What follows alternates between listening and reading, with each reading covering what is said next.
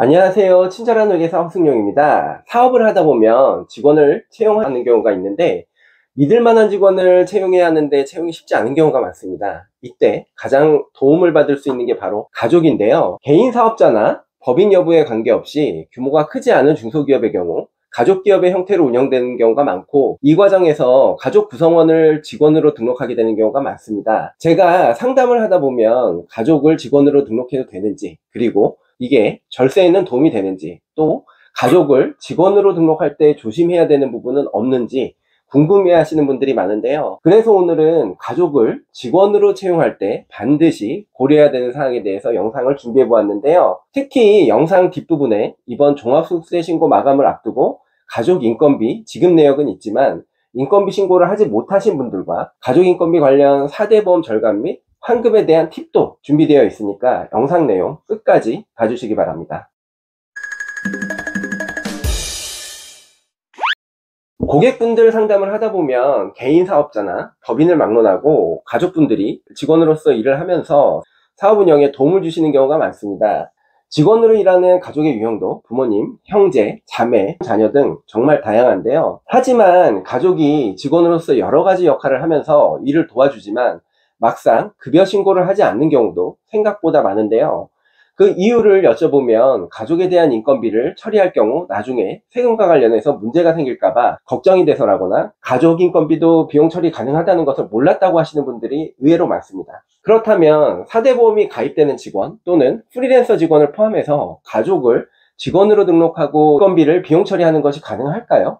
결론부터 말씀드리면 당연히 가능합니다. 근무 조건과 업무 범위에 따라 정직원도 가능하고 프리랜서 형태로 고용하는 것도 가능하고 관련 급여를 비용 처리하는 것도 가능합니다. 그런데 여기에는 조건이 있는데요. 지급받는 급여에 상응하는 업무를 실제로 그 가족인 직원이 해야 한다는 것인데요. 실제로 일은 하지 않으면서 법인세나 소득세를 줄이기 위해 가족에 대한 인건비만 지급하고 비용 처리하는 경우라면 나중에 문제가 될 수 있습니다. 온라인 쇼핑몰을 운영하는 사업자를 예로 들어보겠습니다. 온라인 쇼핑몰의 업무를 구분해보면 사입, 제작, 디자인, 제품 촬영, 상품 등록, 주문 처리, 고객 CS, 블로그, 유튜브를 통한 마케팅, 포장, 배송 등과 같은 물류 업무 등 다양한 업무가 존재하는데요. 사실 이것도 일반적으로 구분한 것일 뿐 온라인 쇼핑몰의 특성에 따라 정말 다양한 업무가 존재할 수 있습니다.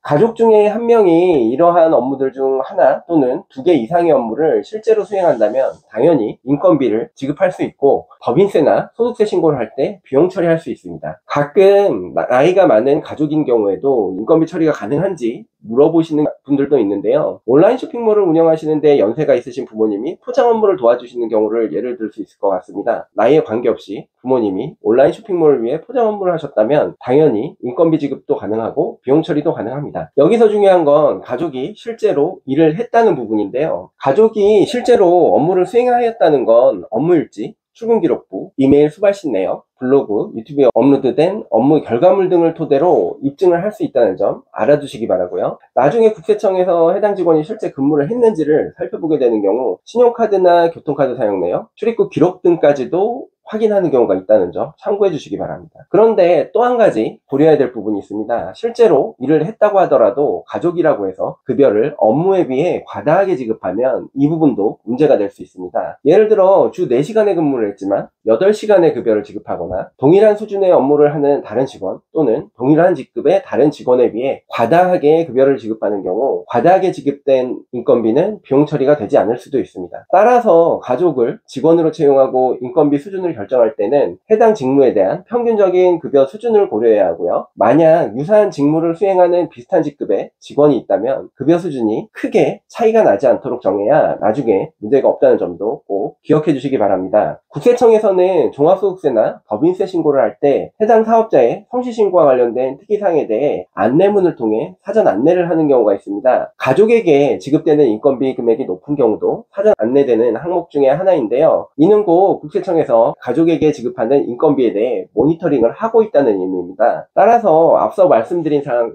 꼭 참고하셔서 나중에 문제되시는 일이 없도록 미리 잘 준비해 주기 당부드립니다. 가족 인건비와 관련해서 많이 받는 질문 중에 하나가 가족 인건비를 비용 처리하면 절세에 도움이 되나요? 라는 질문인데요. 결론부터 말씀드리면 절세에 도움이 되는 경우가 많습니다. 특히 소득세의 경우 소득이 높아질수록 세율이 높아지는 초과 누진 세율 구조로 되어 있다 보니 해당 사업자의 소득이 높고 인건비를 받아가는 가족의 인건비 외에 다른 소득이 없는 경우 절세 효과가 높아지는 경우가 많습니다. 예를 들어 개인 사업자의 사업소득 금액이 1억 5천만 원 정도 되는데 만약 이를 도와주는 가족에게 2천만 원의 인건비를 처리하는 경우를 가정해 보겠습니다. 소득 금액이 8,800만 원을 넘는 구간에 적용되는 세율이 지방소득세 포함 38.5%나 되기 때문에 2천만 원을 비용 처리하게 되면 약 770만 원의 소득세가 줄어들게 됩니다.